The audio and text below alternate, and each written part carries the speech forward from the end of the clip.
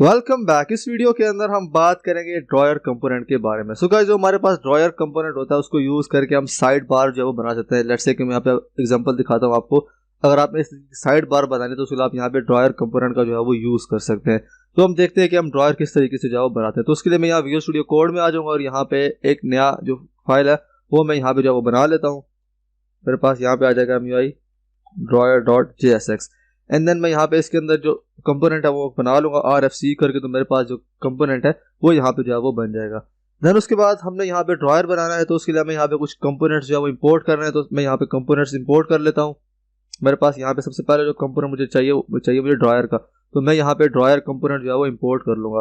Then उसके बाद अगला जो कंपोनेंट चाहिए मुझे चाहिए बॉक्स का, और मैं यहाँ पे साथ में टाइपोग्राफिक भी जो है वो यहाँ पे इंपोर्ट कर लूंगा। मेरे पास यहाँ पे जो है वो तीनों कंपोनेंट्स इंपोर्ट हो गए हैं। देन उसके बाद मैं यहाँ पे इस डिव के अंदर आ जाता हूँ। इसको मैं यहाँ पे फ्रैगमेंट बना लूंगा और यहाँ पे इसको मिटा देता हूँ एंड देन मैं यहाँ पे फ्रैगमेंट जो है वो डाल लूंगा।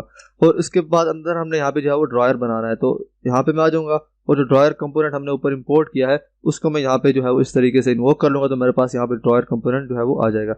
देन उसके बाद हमने इसके ऊपर जो है वो बताना है कि एंकर हमने यहाँ पे इसको ओपन किस साइड से जो है वो करना है। तो हमारे पास यहाँ पे 4 डायरेक्शन है, लेफ्ट, राइट, टॉप और बॉटम। तो अभी के लिए मैं यहाँ पे कर लेता हूँ लेफ्ट।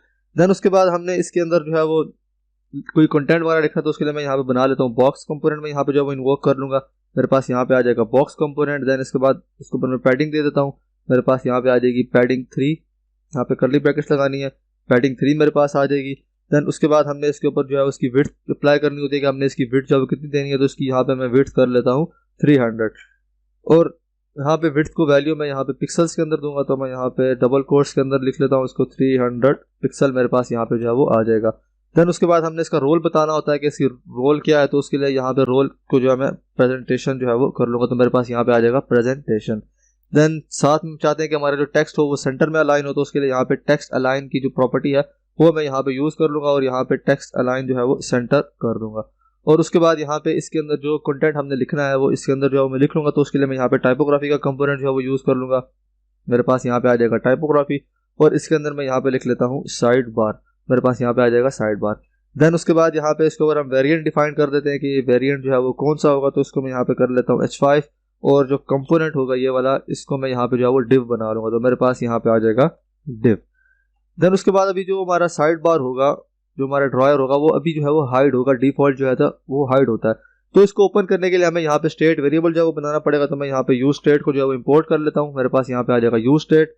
देन उसके बाद यहाँ पे मैं स्टेट जो है वो डिफाइन कर दूंगा। तो मैं यहाँ पे कर लेता हूँ ओपन एंड देन उसके बाद यहाँ पे कर लूंगा सेट ओपन। और यहाँ पे जो इनिशियल इसकी स्टेट होगी वो हमारे पास यहाँ पे फॉल्स होगी।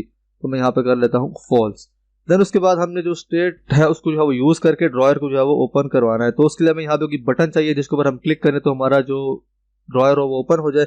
तो उसके लिए अभी के लिए मैं यहाँ पे कुछ टेक्स्ट जो है वो यहाँ पे लिख लेता हूँ। तो मैं यहाँ पे आइकन बटन हम बना लेते हैं। तो हम यहाँ पे आइकन बटन को जो है वो इम्पोर्ट कर लेते हैं। मेरे पास यहाँ पे आ जाएगा आइकन बटन और आइकन बटन मैं यहाँ पे इंपोर्ट कर लूंगा एंड देन साथ में मैं यहाँ पे मेन्यू का जो आइकन है वो भी यहाँ पे जो है वो इंपोर्ट कर लूंगा। तो मेरे पास यहाँ पे आ जाएगा मेन्यू आइकन जो कि हम MUI से जो है वो इंपोर्ट कर लेंगे। तो मेरे पास यहाँ पे आ जाएगा मेन्यू आइकन और इसको हम यहाँ पे इंपोर्ट कर लेते हैं। हमने इसको इंपोर्ट करना है MUI आइकन्स मटीरियल से। तो मेरे पास यहाँ पे आ जाएगा MUI आइकन्स मटीरियल और /मेन्यू हम यहाँ पे जो है वो लिख लेंगे। देन उसके बाद हम यहाँ पे फ्रैगमेंट के अंदर आ जाएंगे और इसके अंदर जो आइकन बटन है उसको हम यहाँ पे इन्वोक करके इसके अंदर जो आइकन है हम वो पास करेंगे। फिर इसके ऊपर क्लिक करेंगे तो हमारा जो ड्रॉयर होगा वो ओपन हो जाएगा। तो सबसे पहले हम आइकन बटन के अंदर कुछ प्रॉप्स जो है वो पास कर लेते हैं। तो सबसे पहली प्रॉप है वो हमारे पास यहाँ पे आता है इसका साइज। तो हम यहाँ पे इसको साइज दे देते हैं। मेरे पास यहाँ पे आ जाएगा साइज और साइज में यहाँ पे कर लेता हूँ लार्ज। एंड देन उसके बाद हमने जो इसका एज बताना है कि इसका एज जो है वो क्या होगा। तो मैं एज स्टार्ट कर लेता हूँ। मेरे पास यहाँ पे आ जाएगा एज और इसके अंदर मैं कर लेता हूँ स्टार्ट और उसके साथ जो अगली प्रॉप है वो हम यहाँ पे कलर जो है वो पास करेंगे और कलर को हम यहाँ पे जो है वो इनहेरिट कर लेंगे। तो मैं यहाँ पे कर लेता हूँ इनहेरिट।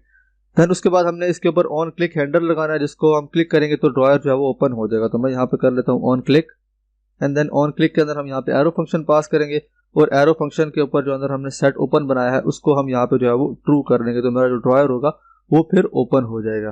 तो भी हमारा यहाँ पे ड्रॉयर ओपन हो जाएगा। फिर उसके बाद हमने क्या करना है कि हमने जो ऊपर बनाया है ओपन तो हम इसके ऊपर भी जो लगा लेंगे ड्रॉयर के ऊपर। तो उसके लिए मैं यहाँ पे आ जाऊँगा। ड्रॉयर के अंदर हम पास करेंगे प्रॉप। यहाँ पे मैं कर लेता हूँ ओपन और ओपन के अंदर मैंने ऊपर जो बनाई है स्टेट ओपन वो मैं यहाँ पे जो है वो पास कर दूंगा। और साथ में ऑन क्लोज हम इसके ऊपर लगा देंगे। मेरे पास यहाँ पे आ जाएगा ऑन क्लोज, और ऑन क्लोज के ऊपर जो हमारी स्टेट होगी उसको दोबारा से जो है वो हमने फॉल्स कर देना है। तो मैं यहाँ पे दोबारा से एरो फंक्शन जो है वो पास कर लूँगा, और इसके अंदर जो सेट ओपन है उसको मैं यहाँ पे जो है वो फॉल्स कर लूँगा। मेरे पास यहाँ पे जो है वो फॉल्स हो जाएगा। इसके बाद मैं यहाँ पे कंपोनेंट को ऐड कर लेता हूँ app.js के अंदर। पिछले वाले जो कंपोनेंट है उनको मैं यहाँ पे कमेंट कर लेता हूँ। मेरे पास यहाँ पे ये कमेंट हो जाएंगे, और मैं यहाँ पे जो नया कंपोनेंट अभी बनाया है इसके अंदर हमने ड्रॉयर, वो मैं इसके अंदर जो है वो ऐड कर लूँगा। तो मेरा जो कंपोनेंट है वो यहाँ पे ऐड हो गया। इसको मैंने यहाँ पे सेव किया। उसके बाद मैं जाऊँगा अपने ब्राउज़र के अंदर, तो मेरे पास यहाँ पे जो बटन था वो यहाँ पे शो गया। अगर इसके ऊपर मैं क्लिक करूँगा तो मेरे पास यहाँ पे जो साइड बार है वो यहाँ पे जो है वो ओपन हो गई है। तो इस तरीके से हम यहाँ पे ड्रॉयर का जो है वो बना सकते हैं using drawer component. I hope कि आपको समझ आ गया होगा। So see you in the next video.